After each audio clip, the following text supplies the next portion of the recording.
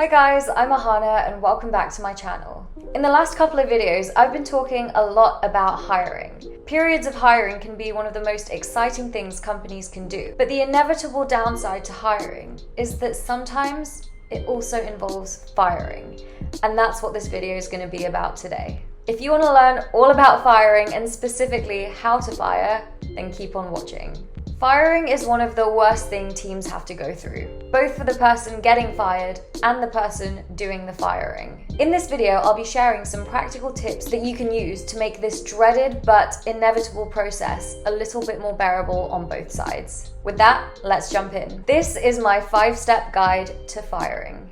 The first step is to build a culture of regular feedback. Set up recurring one-to-ones weekly or fortnightly and ensure that you provide feedback in these meetings. These meetings are also a great opportunity for you to ask for feedback from your employee, but do make sure that in these meetings you're not skirting around uncomfortable topics. The purpose of creating the space to talk to one another is to foster an open and honest environment. That way, if someone's not performing, you can at least ensure that they're aware that they're not performing based on your feedback. These aren't pleasant conversations to have, and it's not fun to give negative feedback, but it's a whole lot more uncomfortable to deal with firing someone that didn't see it coming. Ideally, if someone gets fired, it shouldn't come as a complete surprise to them. Some employers like to give formal warnings, which may work for you. With my own leadership style, especially in a startup, I personally don't issue formal warnings, but if something does go wrong, I do make sure to point it out and make sure that I discuss constructive solutions and how the person in question can improve their performance so the same thing doesn't happen again.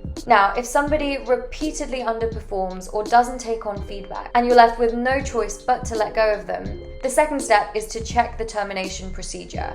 If you have any company policies around notice period, company property, severance, you're going to want to brush up on those to know from a legal and compliance perspective what you need to do. If you've got no idea about any of this may be a good time to seek external legal counsel. Once you have an understanding of the procedure and any rules you need to follow in the firing process, this is also a good time to ensure there's no knowledge leaks.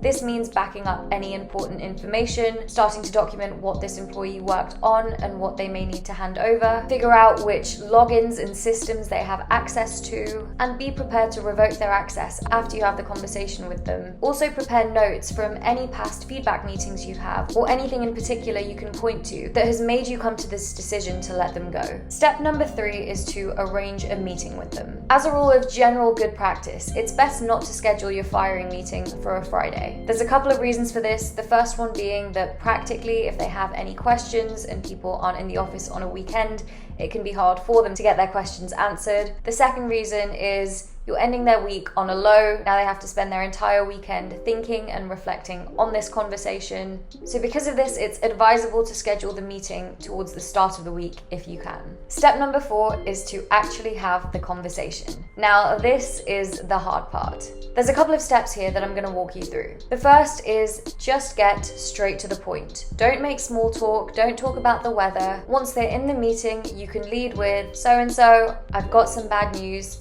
We're going to have to let you go at the end of the week.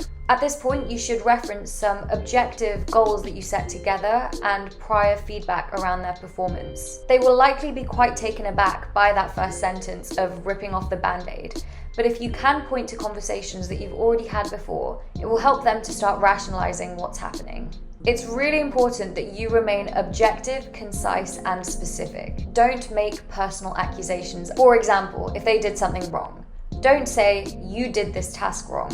Say, we set out this goal together and it wasn't achieved. They're already likely feeling vulnerable and quite demoralized, so there's no point getting aggressive or throwing digs at this stage if you're the employer.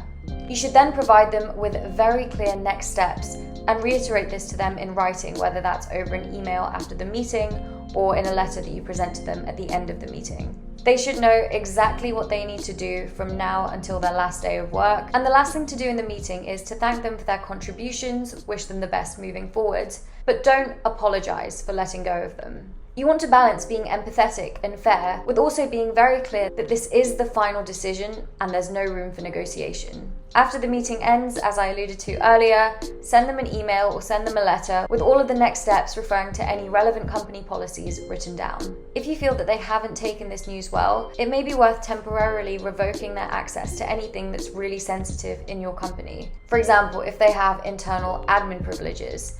Just to keep the company safe, it's probably wise to make sure that at least that initial period while they're digesting this bad news, that they don't have the power to make a rash decision and do anything that could harm the company. And that's really about as well as we can hope a firing to go. Firing is no fun and emotions can run really, really high. However, it is something that almost everyone who manages a team will have to go through at some point in their career. This video covers a very vanilla firing situation where everything kind of goes to plan. Of course, that's not always the situation at hand. Bad situations can sometimes bring out the worst in people, and certainly in my own experience, letting go of people hasn't always gone very smoothly. If you do want to learn more about what to do in those situations where emotions can run high and the situation can get a little bit messy, feel free to leave a comment below and maybe that's a topic I'll cover in a future video. Alright, that's all for this one. Thanks for watching and I'll see you in the next one.